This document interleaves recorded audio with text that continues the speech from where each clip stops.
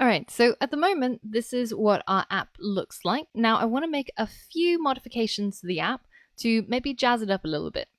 So the first thing I want to do is I want to make that image fill the entire space of the image view.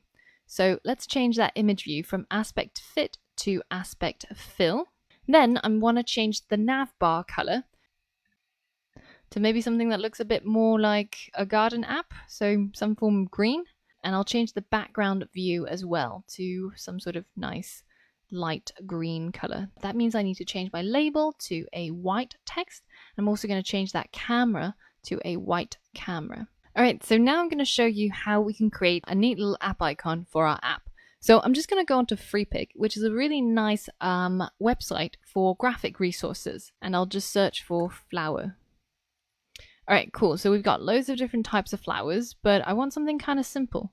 Maybe something like one of these flowers. So let's go ahead and download it and unzip it. As you can see, they include the license, but also a file that we can edit inside Illustrator.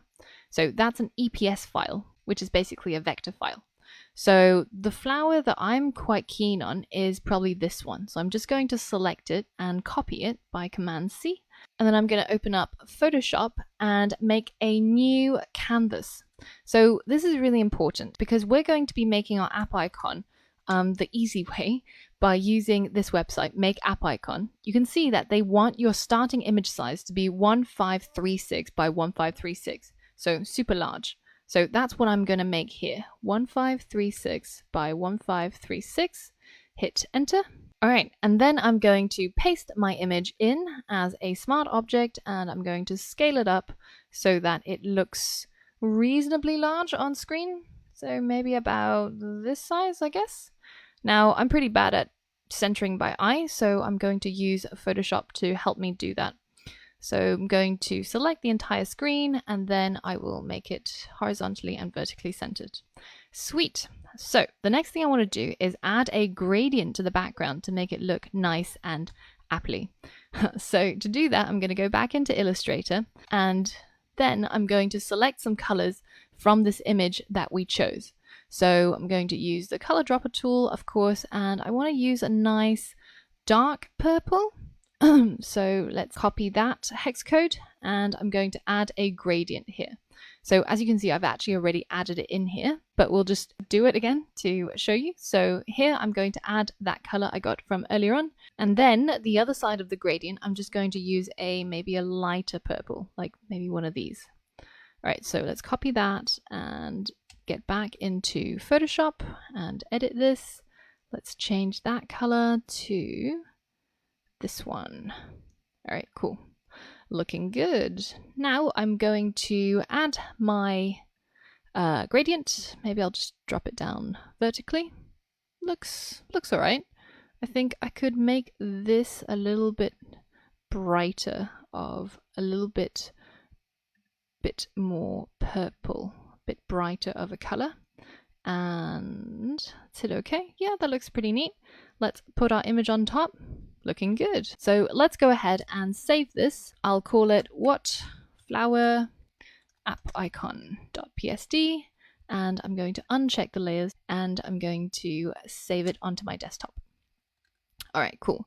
So once that's done, then I'm just going to drop it in here. This is literally the easiest thing ever. So I've got my desktop open, and I'm just going to drag this image in PSD format into the toaster.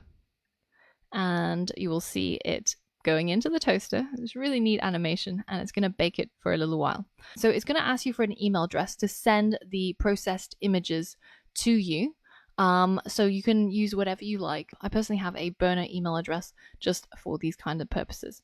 So the icons that I want, I don't want it for watch, and I don't really want to subscribe. And then all you have to do is just add your email, and you'll be able to download it. And you can see that they provide all of the sizes that you need. All right, so let's go ahead and check email. All right, so there's our app icon from Make App Icon, and I'm just going to download the zip file that they've provided.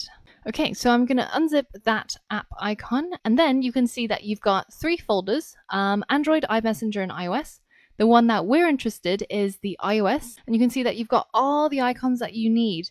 And also, it's formatted in a way that you can basically just drag and drop it into your folder. If you have a look inside your assets.exe assets folder, and if you say show in Finder, the app icon, you can see that it's named exactly the same, appicons.appiconset. So all we need to do is just to replace this folder. So just to recap, I'm in the assets.exe assets with the app icon selected. Currently it's completely empty. I'm going to right click and say show in Finder. So this is where it is, assets.exe assets. And then I'm going to delete this and instead drag this new one in here. And you'll see that it updates in Xcode and it's all beautifully classified. None of this dragging and dropping. So some of these are not placed because they are of the wrong size. So all we need to do is just to delete them and you're good to go. So let's check out our beautiful app icon on our phone. And there it is. Looks pretty neat, right? So you can go ahead and style your app however you like. Change the colors, change the layout, change the designs. Basically go nuts, make it your own, and make it however you want it to be. So I hope you enjoyed learning how to convert various models into a format that we can use with CoreML and creating our flower classification app. So there's loads of places where you can find pre-trained models. The easiest is probably just Googling it for the particular implementation that you want and see if it exists. But for Caffe, at least, I know that there's something called Model Zoo, where you've got a whole load of pre-trained models that you can basically download and use. And I'll include a link to this in this lesson as well. So onwards and upwards, and I will see you on the next module.